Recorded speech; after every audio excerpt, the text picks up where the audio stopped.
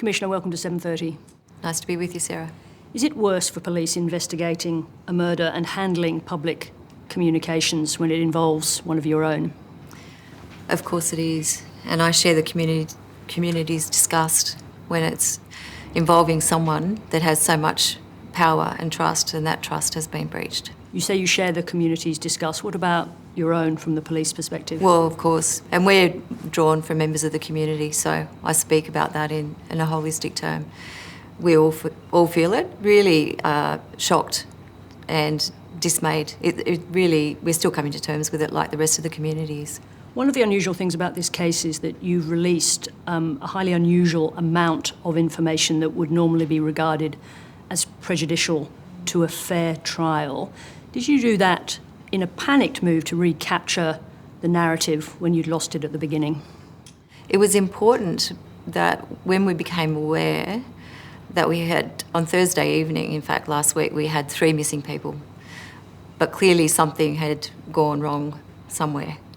On Friday, when the accused handed himself in and has been charged, we had a number of crime scenes, and really we didn't know for quite some time, well in fact until yesterday, where the 2 bodies were located. We really needed to move quickly to try and understand where the accused had moved from, been to, and try and backtrack. So it was really a race against time in some ways. You say that, but that's the case in every homicide investigation, that you're trying to, unless it's all obvious at the beginning, that you're trying to establish facts. The question is about releasing an unusual amount of information prejudicial to a fair trial. You don't normally do that. Did you get legal advice that told you you could do that? I didn't specifically, but it's actually a very complex matter. It's actually unusual in what we're learning, and as I have said many times in the last couple of days, it's still very much an active investigation. While we've now located Jesse and Luke, we have a lot more work to do. We've got many more witnesses to speak to, many more crime scenes to examine, many more forensic examinations.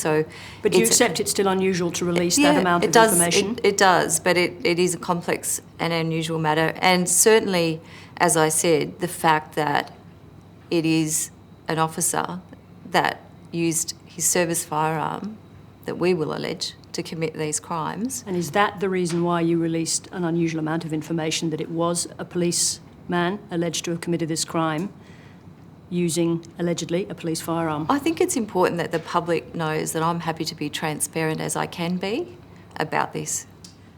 We understand that the accused chose to reveal the location of the bodies after seeing a lawyer in prison after 4 days after handing himself in. Was it that advice that caused him to tell the police the location of the bodies? I'm actually not at liberty to talk about that in any great detail, and that will obviously go before the court, but I understand that he'd had different counsel at different times and new counsel yesterday, and there was a change in situation. Let me just go to the question about the firearms. How long was the accused man in possession of the police weapon that was allegedly used in the killings? Well, that will all be subject to the investigation, and obviously can't talk about that in any great detail because there will be different aspects of that we need to work through. You'll understand, however, that there's a great deal of concern in the public about the safety of police weapons. So I'll just go to that question again. We understand he checked out the weapon on Thursday for an event on Sunday. Can you just explain to us, was he permitted to keep that weapon when he was not on duty? Again, I won't go into the specifics because that will be subject to the court proceedings. But in our organisation, we have processes and procedures if officers are going to undertake duties away from their normal home command, where they're given permission or they can access them and store them at another location with permission, etc. And even over a number of days? That's currently the case. And did he have an approved gun safe at his home? I'm actually not aware that he does, but equally that will form part of the investigation. Are you saying that it's normal practice or accepted practice for a New South Wales police officer to take a weapon, a pistol, home without an approved gun safe? No, what I'm saying is that it could be stored at another police station, not necessarily the home command. if officers seek approval to store firearms at their home, there are a number of steps to that approval, including that the safe in which the firearm is stored has been independently approved as a normal firearms holder would be, and the commander in that location or for that officer makes the decision. So in this case, did he have the weapon at home or in a police station during the days between him taking the weapon from Miranda Police Station to allegedly committing the acts in question? I think that level of detail will be in the investigation, actually. I think there's a great deal of concern amongst the public about the safety of police weapons. Do you know the answer as to where that gun was for those days? I've been briefed on certain facts, but as I said, it's still very much an active investigation and will form part of the brief of evidence. But it is possible for a New South Wales police officer to take a weapon home as long as they have an approved gun safe at home? Not only that it's an approved gun safe, that they've got the commander's approval. And in this case, did he have his commander's approval? If we're assuming that he had an approved gun safe at home. Do you know whether his commander had given approval? That will form part of the investigation, and really that's in the hands of the homicide squad. And do you know at this stage? No, I don't. And is it your view that some breach of procedure has occurred here? Oh, clearly something's gone wrong. And that's why I've acted quickly to conduct two things. The immediate audit of current processes in place in this organisation around the location of guns, the approvals for any other alternate storage mechanism. And the second thing I've done is call for a full review of our systems and processes more broadly to see if there's an opportunity to do this better. I think there are more than 18,000 police officers in the state. Do you know where all their guns are? That's the purposes of the audit. But right now, do you know where their guns are? Well, that's the purpose of the audit.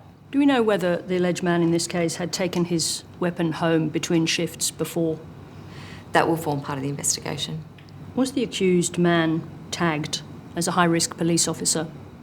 That will form part of the investigation because we will look at his recruitment file, his history in the organisation, and it might even go back further than that. Are you aware that whether other police had raised concerns about his behaviour prior to these alleged events? As I said, it will form part of the investigation. But have you had a chance yourself, or have you taken the time to review that file? Not yet, because it's formed part of the investigation. I'm not going to interfere in the investigation. But you didn't call to read his personnel file? I've actually today read a segment of his file, and I have signed, and it has been served. He has been served today in custody, a shows cause notice for his dismissal, and that particularises some things, but it may not be a complete picture. Did you see anything in that file that concerned you that the force had not picked up? I can't comment about that. It's going to be part of the investigation, because what happens when I issue a show cause, the officer has 21 days to respond to me, and I must consider in a fair process that he has the opportunity to respond before I can then take that next step. In this case, the next step, you're talking about dismissal. Yes. You're talking about dismissal of someone who's been accused of a heinous crime. That's right, and that's our process. There is a shortage of police officers in New South Wales. Has the bar for entry been lowered? No. Clearly, one of the things that we've been able to learn just in the public domain is about his obsessive social media behaviour. Shouldn't that have been picked up before he joined the New South Wales Police Force or applied to join? Well, I'm not sure whether that formed part of his interview and what part that formed in his assessment. Certainly I do know... Does it form part of your selection process? It does, actually. We do look at people's social media to see their attitudes to certain things, I presume, and that possibly would have been looked at. But as I said, it will form part of the investigation. How do you rate your own personal performance over the past few days? My job is to represent the organisation, but I'm here to represent the community of New South Wales. I'm the leader of this organisation. I'm the Commissioner. With respect, that's stating a series of facts that we're aware of. How do you rate your own performance over the past few days? I'm not sure I understand the question. How do you rate your personal performance? Do you think you've performed well? Well, some people will think I perform well and others may not. And, and on your own personal reflection, what do you think? I think it's been a good time for the police to show how good we are at investigating crime. The fact that this matter has been, this accused is now before the court within 4 days. The police have worked round the clock. My job as the leader and as the Commissioner is to support the police in the work that they do, and I think the outcomes speak for themselves. This has become a complicated issue because it's got wrapped up in the police's response, in particular to the gay hate inquiry. I had a question about that, which is the report on police failures to investigate those gay hate crimes was published in December. You chose this moment in the middle of this investigation to apologise for those failures. Why now? I'd been working on that apology for some time.